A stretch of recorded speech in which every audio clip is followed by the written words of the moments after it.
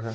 Okay, so what we want, so you can talk about it in percentages, but I'm going to tell you, and you'll be able to think of this as in like fractions. Mm-hmm. So we're working with a recipe that calls for 1,000 grams of flour. Mm-hmm.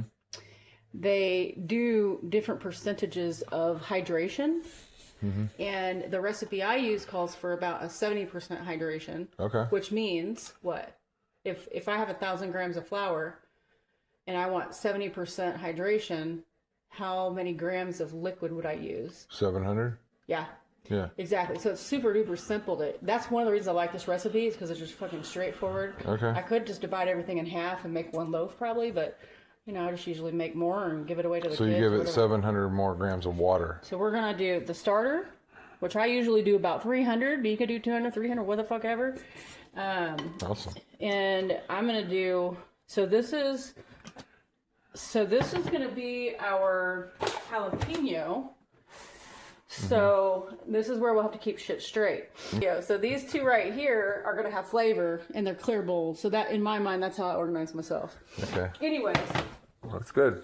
So, you put liquid in the juice? You can substitute other liquids. Oh, okay. And smart. So what I could even take the pumpkin cubes I have in there from the pumpkins from last year. Uh-huh.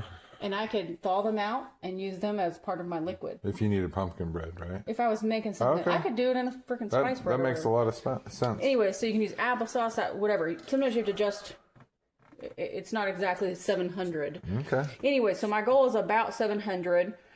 I have done a jalapeno loaf with pretty much full-on brine, just as an experiment, and it probably hindered the proving.